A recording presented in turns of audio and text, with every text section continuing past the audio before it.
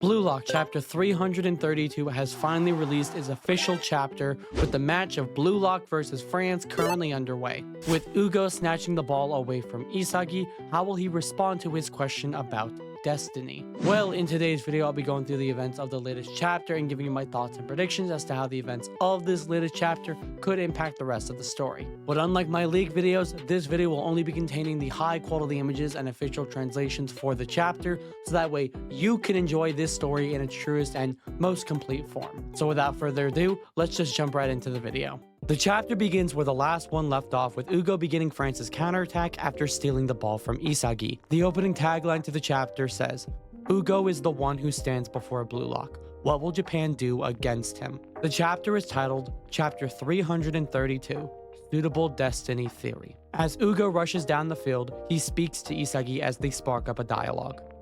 "Say, do you believe in destiny? I'll enlighten you. There's nothing fantastical or spiritual about the logic of destiny." Hugo then whips across down the field, passing Rin in the process. The announcer freaks out as the ball headed towards a France player and Karasu who are tussling for dominance. "Just look at that. France's Hugo has blasted it right to the front line. It's a counter pass." Karasu reacts to the France play.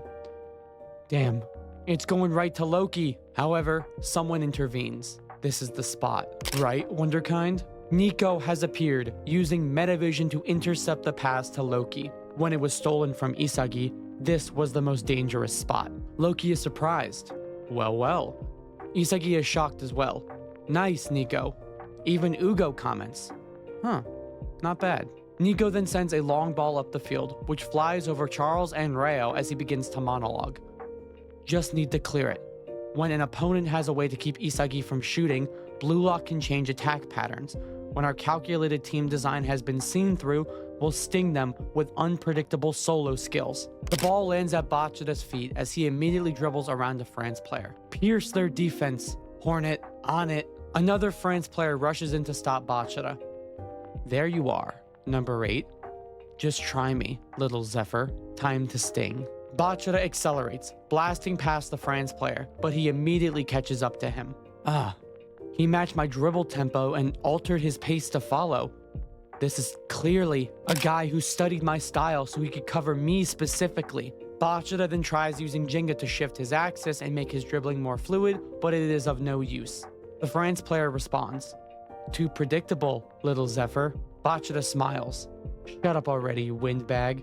In that case, we see someone sprinting down the opposite wing. Bachira then passes to Chigiri, who attempts to break down the pitch on the right side instead. "You're up, Chigirin." "On it." "Alright, I'll use my speed to break through." All of a sudden, another France player appears to stop Chigiri. "You sure?" The player crashes into Chigiri as they spark up a dialogue. "Ain't gonna happen. No way. No freaking way." Chigiri is shocked. "What? How is he so fast?" The player, revealed to be named Layden, speaks to Chigiri. "Mind if I join ya?" Isagi then begins to view over the entire field, with a security camera manifesting above the pitch in a similar way to Isagi's metavision eye. He's fast enough to cover Chigiri during a solo sprint? The same thing happened to me and Bachira.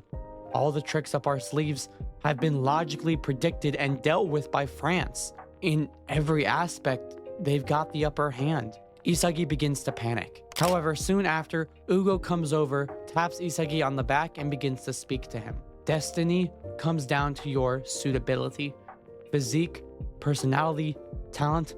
These things determine your basic abilities the moment you're born into this world. In other words, from the moment they're born, people aren't equal." Their dialogue continues as we see Reo, Bachira, and Chigiri all struggle with their respective opponents. But each being has a suitable way of life. Horses can run fast, birds can fly, creatures just need to live in accordance with nature. Only humans are unnatural. We have chibi diagrams appear as we see 3 different groups of Blue Lock style characters. They chase after unattainable dreams, inflate their egos far past reality, and create pointless conflict and despair. Someone without aptitude can never defeat someone who has it. That doesn't mean don't dream, it means don't dream beyond yourself. Isagi is shocked by Hugo's words, as Hugo appears as calm as can be. We continue with the chibi diagrams as we see one of a lion and the savannah, as Hugo holds Isagi back with his physical strength. If you saw a lion trying to fly, anyone would think it was foolish. It's better to just live naturally. If everyone were to live in accordance with their suitability, the whole world would be happier and more efficient. It just means to follow your destiny at the cellular level. This is my philosophy. Ugo then stares Isagi down. Suitable destiny theory. However, Isagi's metavision flares in opposition. Yeah? So what? Isagi then breaks away from Ugo as he responds to his criticism, as Chigiri manages to pass the ball despite his mark. You say I don't have the talent to be a striker? That my specs make me more suited to be a midfielder? All of that is painfully obvious to me. Ugo is shocked. Then why do you persist living so unsuitably? Isagi then receives the ball and does a one-touch pass while being marked by Ugo. Because Blue Lock has taught me that you can rewrite destiny with your ego. As the ball heads over to another player, they have something to say. Leave it to me. On the final page of the chapter, the ball lands at Rain's feet, who decides to start Blue Lock's counter towards the goal. I'm gonna obliterate them and their destiny. However, Loki appears, challenging Rain to a matchup. Destiny isn't something so easily changed. Like I care, dumbass. The closing tagline to the chapter says, Fate won't be shattered on words alone. The God Sprinter vs. Destroyer face-off. No break next week. To be continued next week in chapter 333, Natural Genius. And that was the chapter, and damn, it was a good one. Before I get into my thoughts, I want to remind you guys that if you are enjoying this video so far, to leave me a like and subscribe down below to show your support for more Blue Lock content just like this. Starting with the first point I have for this chapter, I really love seeing Nico use metavision again. One of my biggest harps from the Nigeria game was the lack of metavision usage from metavision users. So the fact that we finally got Nico using it after so long, it's great to see. And against France, it's 100% needed. Going into the main thing I want to address here though is Ugo's dialogue, because I think it's very interesting when it relates to his philosophy as a player. Based on his mention of natural talent and such, I believe he already agrees and knows of the talented learner and genius theory. And it seems like he rejects the idea that talented learners could ever surpass geniuses. This could explain why he looks so hollow when it comes to his eyes. He just has accepted the reality of natural talent surpassing any kind of analytical skill or learned talent. Despite what some of the kanji implies though, I think that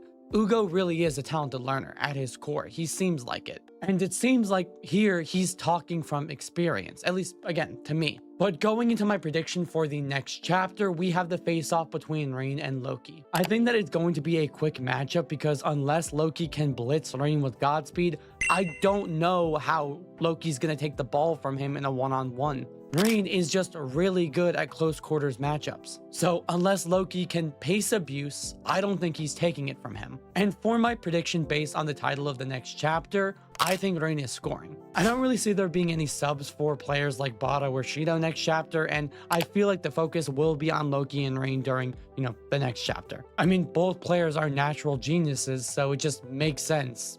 Am I wrong? And with that, those were just my thoughts and predictions regarding Blue Lock chapter 332. Now, according to sources, we are not going to be going on a break week next week, so stay tuned for chapter 333 to drop when it usually does. But aside from that, I hope you guys did enjoy this video and will continue to enjoy it in the future. I just want to leave a final reminder to join my Discord server if you're ever interested in getting any more involved with our amazing community. As for the question of the video though, what would you rate Blue Lock chapter 332 on a scale of 1 to 10? Leave me your thoughts down below in the comment section. And like always, thank you all so much for watching. Like and subscribe to see more awesome Blue Lock content just like this.